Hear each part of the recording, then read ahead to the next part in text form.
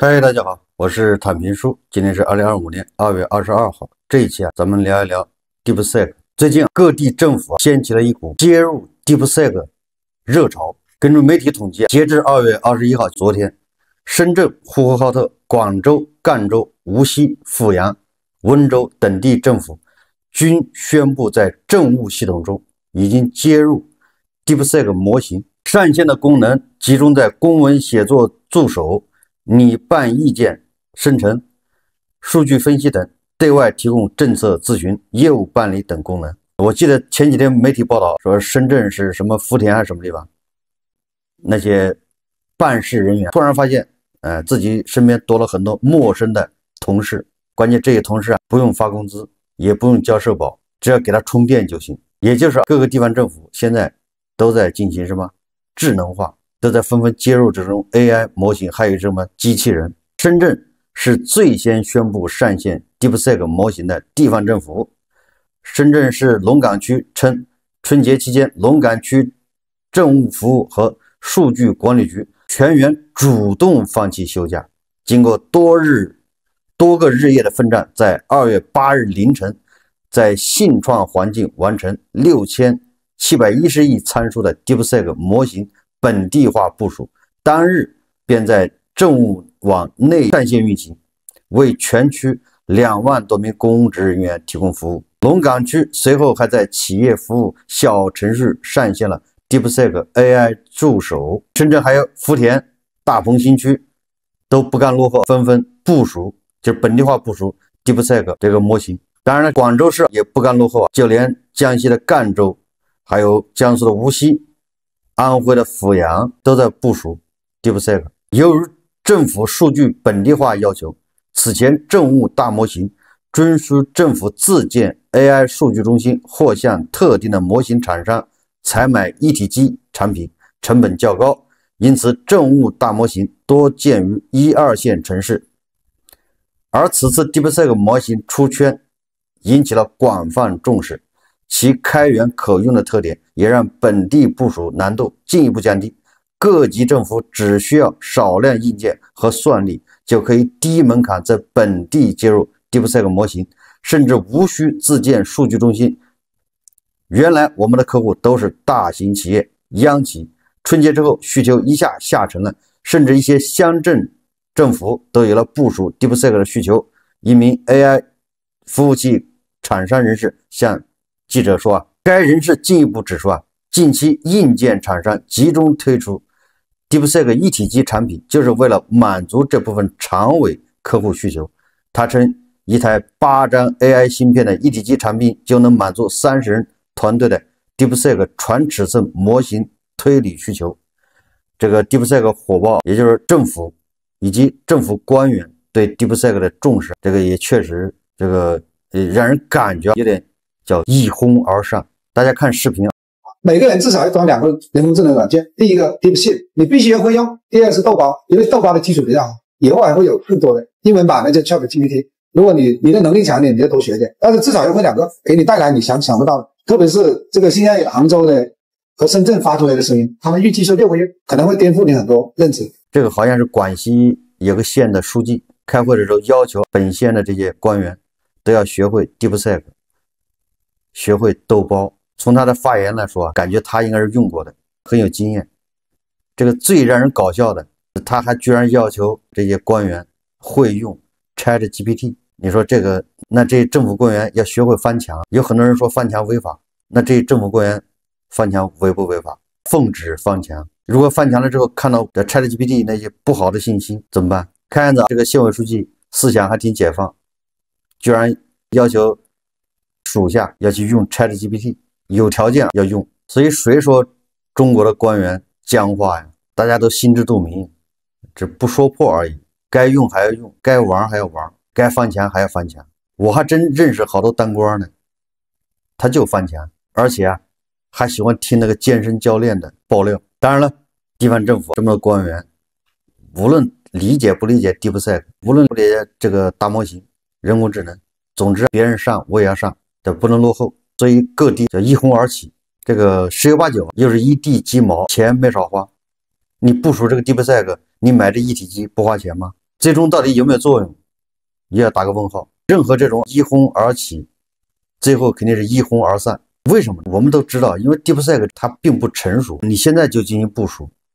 某种程度上肯定是有很大的浪费啊。它本身就在慢慢完善，也就是说，DeepSeek 模型这种类似这种模型在内的这个生成式 AI 都存在幻觉、可解释性差等问题。昨天胡静老师不是已经很自信的说嘛 ，DeepSeek 想取代它，那还早着呢。你看，连胡静老师都取代不了。你说这个 DeepSeek 到底有多大用处？你把它用在政务服务方面，那还是有很多风险的。正好今天财新有篇文章叫《AI 全面接入时代，如何应对 AI 幻觉》，也就是你看地方政府现在都在疯狂的接入 DeepSeek 或者是其他的这个 AI 豆包什么的，那怎么应对这种 AI 幻觉呢？只要是 AI 模型基于概率生成文本，就会有幻觉，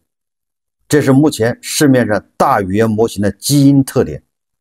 人类社会若更好利用这项工具，也要与它幻觉共存。所以我在这几天节目里面，我介绍 DeepSeek 是不是都从娱乐角度来说的？我们现在还只能把它当个娱乐玩，就像抖音一样，要让普罗大众都能接受它。这个就是叫什么？这个正好是相反的。如果老百姓、普罗大众都能接受，老太太都能接受，那它一定是娱乐性的，你就不能正经把它当做什么政府的办公工具，那你肯定要出大批。什么叫幻觉？什么叫幻觉共存？这是财新网这么说的啊，他说所有内容均由 AI 就人工智能生成，叫仅供参考。与大语言模型交互的页面底部常有这样一句带有免责意味的话，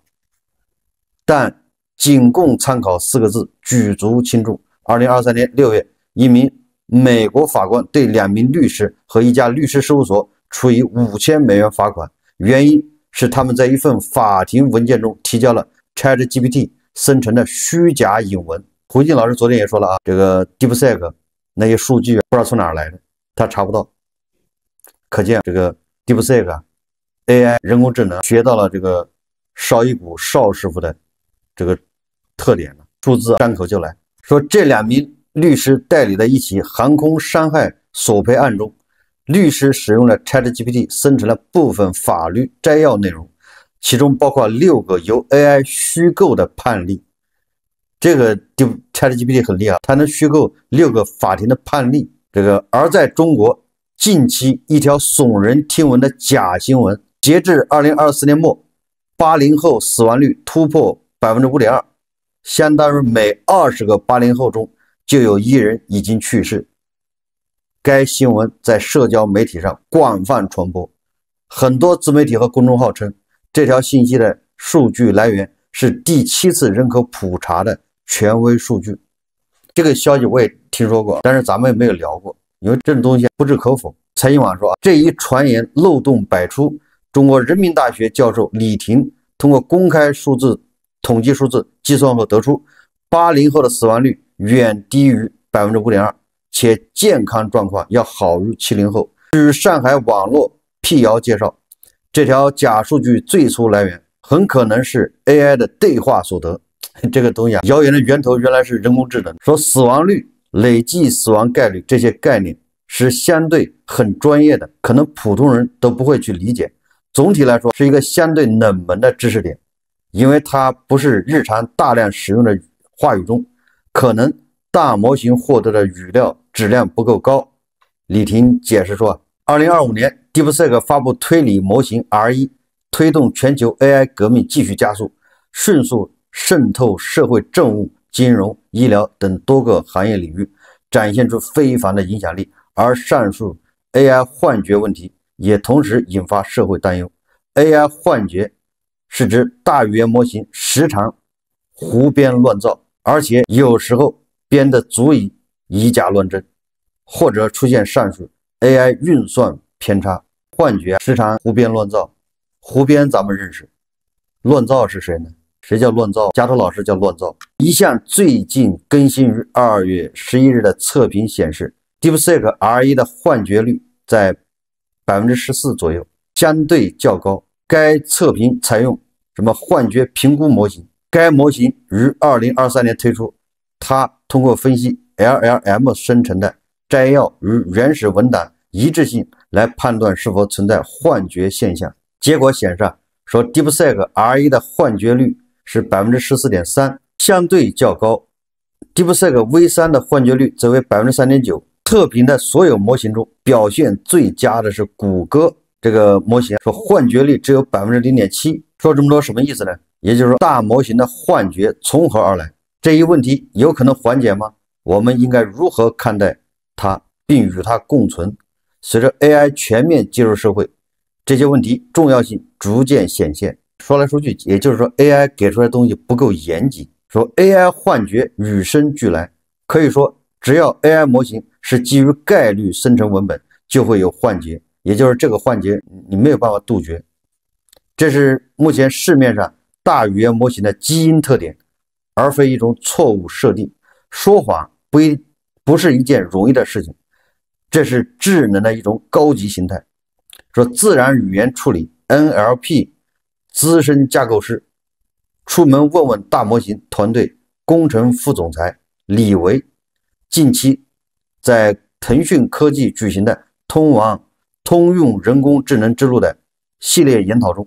这样解释大语言模型的幻觉。他说 ChatGPT 这种大语言模型是一个文字预测器，它的任务是根据已经给出的文字上下文，猜出接下来最可能出现的字、词或者符号，这些字和符号统称为标记，这样它就能生成听起来很自然、很连贯的句子，还能理解语言的规则。也就是说，它是基于概率模型方法来工作。它看前面的文字，会计算每个可能出现下一个词出现的概率。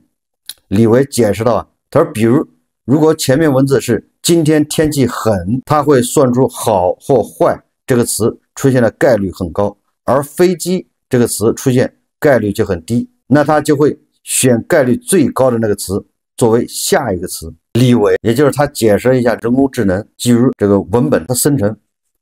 他根据你前面的字，他按概率最大的可能出现来算你最后面一个字，再根据后面的字再算下一个字。他再给大家介绍一下这个大语言模型这种文本生成的一种叫机制或者叫原理。他说模型不像数据库一样是精确存储每一个事实，而是通过压缩学习的方式，将高频出现的常识性知识，比如地球是圆的以及重要历史事件等百科知识编码到模型参数中。这类信息具有高度冗余性，在训练数据中会反复出现，因此在压缩过程中就会有效保留。比如低频出现非主流的信息，李维称其为长尾事实。由于在训练数据中出现次数极少，模型会将其视为噪声过滤掉。比如某个小众历史人物、生卒年份或一本书里角色使用过一次的某种物品，这类信息缺乏足够的冗余度，在参数编码过程中就难以被有效保留。这也是为什么尤其在具体某件事情、人名或作品名称上特别容易出现幻觉的原因。大概的意思就是还是数据量太少，训练的太少，所以对那种小众的东西出现概率低的东西，它就会更容易出现幻觉，也就是邵逸夫同志这个随口就来。当模型需要处理这些被过滤掉的长尾事实时，由于参数中没有对应的准确编码，它就会基于已有的知识结构和概率分布编造信息。这种无中生有的生成过程就是 AI 产生幻觉的根本原因。这一点与人脑也十分相似，人们更容易记住常识等高频信息，而容易遗忘冷门知识。当被问及不确定的内容时，大脑也会自动填补信息空白，只不过 AI 的填补是基于统计规律，而非主观意识。更传统的深度学习架构循环神经网络和卷积神经网络也存在幻觉问题，但表现形式与大语言模型不尽相同。北京大学新闻与传播学院教授胡勇将大模型可能产生的虚假信息分为2类。第一类是其训练数据不准确，这就是原材料本身就是错误的，信息世界里本就充斥各种虚假信息，大模型训练过程中抓取到了错误数据，也就产生了错误的信息。第二类是大模型对训练材料中不存在特定情况进行推理而产生的幻觉问题。也就是说大模型在面对未知情况时，会凭借之前学习到的概念之间关系来进行推测，但这种推测往往基于不完整或错误的信息，从而产生了虚假信息。大模型产生的幻觉使人们难以辨别信息的真假，尤其是在新闻报道等领域，大模型可能会编造一些看似合理但实际上错误的事实，而人们可能会将其当作真实的新闻来传播，从而造成虚假信息的扩散，影响人们对客观事实的认知。这某种程度上就是大模型学会了造谣，它也就是我们常说的他自己脑补。说李维提到大模型的幻觉问题也对人类理性构成了挑战，人们在使用大模型时可能会过度依赖其提供的信息，缺乏独立思考和判断的能力，从而导致理性退化。而大模型的幻觉还可能与人类自身的认知偏差相互作用，进一步加剧人们对事实的误解和扭曲。这不就是共振吗？叫同频共振，对吧？如果你有偏见，那大模型给出的答案正好符合你这个偏见，那只能是加深你的偏见。过去人们认为事实应该是唯一的，不同的价值观可以并存，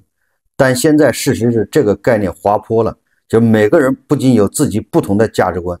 也有自己不同的事实，这导致在传播现象中大量虚假信息广泛流传，而大模型产生的幻觉进一步加剧这一问题。胡勇表示，这个清华大学科技发展与治理研究中心主任陈天浩特别提到说，尤其对于学生等特殊人群，大模型幻觉问题带来的风险性可能更大。比如小学生可能和家长一起使用大模型学习知识，但大模型产生的幻觉可能会产生误导，在自身缺乏辨别能力的情况下，可能难以判断信息的真假。因此对于学生等特殊群体，要教会他们如何正确使用大模型，如何辨别信息的真伪，提升数字素养和人工智能素养。那怎么办呢？既然所有是基于文本生成的这种大模型，它都会存在这种叫幻觉，这是它基因里面带出来的。你要用它，你得忍受它的幻觉，这就叫与幻觉共存，就怎么样去伪存真。大语言模型很大程度上提升了人们的工作效率。目前以概率模型为基础的大语言模型不可能完全克服幻觉或虚构症这种现象，这是其固有特性。因此人类社会若要更好地利用这项工具，也需要与它幻觉共存。学者们都提到最根本的是人类要提升自身的判断能力，把大模型当作一个工具，不要过度依赖它。在使用大模型时要保持怀疑态度，同时充分利用它。这个说起来容易，但做起来很难，尤其针对咱们8到15岁这种智商的，你怎么可能做得到既要把它当个工具，又不要过度依赖它？在使用大模型的时候，使用它的结果的时候，你还怀疑它，这个不是8到15岁人能干的事。怎么提高自身的判断能力呢？有学者提议，对于小朋友、老人以及法律、医学等特殊严肃场景，从治理的角度需要限制一些场景和特殊人群使用大模型。目前已经有一些相关工作在进行，比如开发垂直类领域的模型，将企业长期积累的专业数据库与底层大模型结合，提高输出的准确性。对于小朋友情况更复杂，需要在内容上做更严格的筛查，并更好的引导他们。你看，结果要审查，那我们就要走到另外一条路上。同时不能过度依赖大模型而摒弃与人类专家进行互动，因为人类专家的知识相对稳固且更准确更可靠，在不确定的时候可以中断交流进行确认，而不是继续硬编一句完整化的逻辑。对于小朋友等特殊群体，师长应当引导他们与专业人士进行交流，帮助他们更好的理解和判断信息。他说，幻觉虽然不能完全克服，但可以有效减少。正如前文提到的，各个大模型之间的幻觉率并不相同，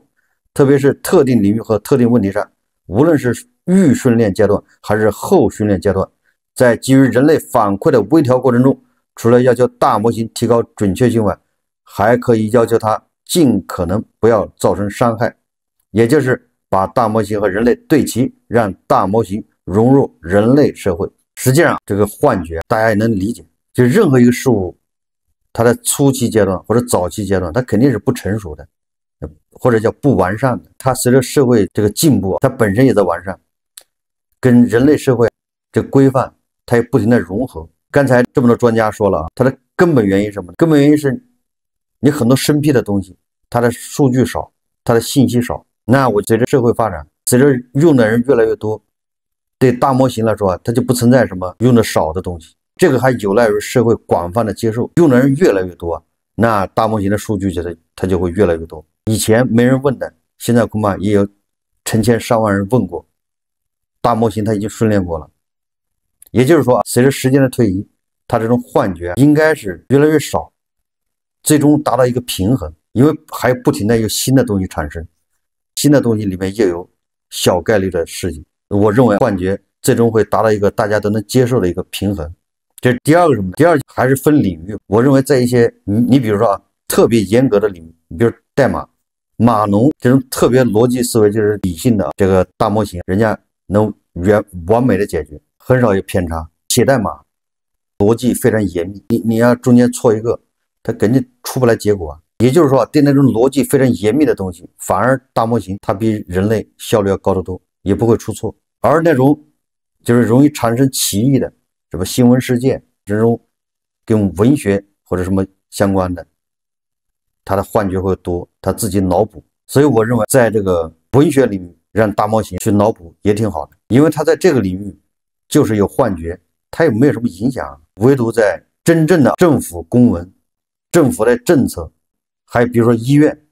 开药方，有很多人让 DeepSeek 让 ChatGPT 给他治病，他把他的症状输进去，问这个 ChatGPT 或者问这个 DeepSeek 说我得了什么病，应该开什么药。有人这么干，那这个就不行了，这种就属于开玩笑了。如果这个大模型给你来个幻觉，你真的按他的这个药方去吃，这谁给你保证？你看看从智驾这块，就无人驾驶或者叫自动驾驶这块，为什么就不会出现幻觉？你假设一下啊，如果这个自动驾驶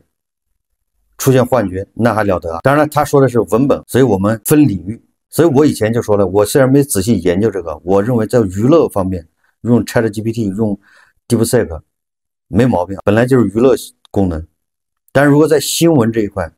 在政策、法律这些要求非常严格规范的地方，你还是要小心。所以我们也回到刚才，各地政府一窝蜂的接入这种大模型，到底是好事还是坏事呢？我觉得最终恐怕是，尤其现阶段，那就是浪费。因为你生产这东西你不能用，有很多东西你还得把人去过滤一遍，那到底是提高了效率还是降低了，还是造成浪费？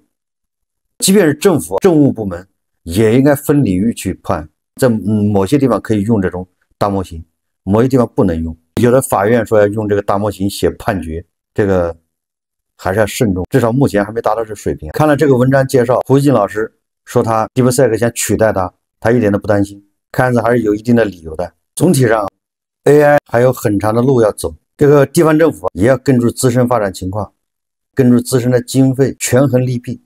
没有必要赶时髦，没有必要一窝蜂，这个钱白花了，最后变成一个鸡肋，叫食之无味，弃之可惜。不是说地方政府不应该接入这种大模型，而是应该缓一缓，等它更成熟。你像深圳、浙江这些地方有钱，他赶时髦那也情有可原，因为他有钱啊。你落后地区没有必要打肿脸充胖子，完全可以让子弹再飞一会儿。好，这期节目我们就聊到这里，感谢大家收看。如果喜欢我的节目，欢迎订阅转发，也可以在下方留言评论，谢谢大家。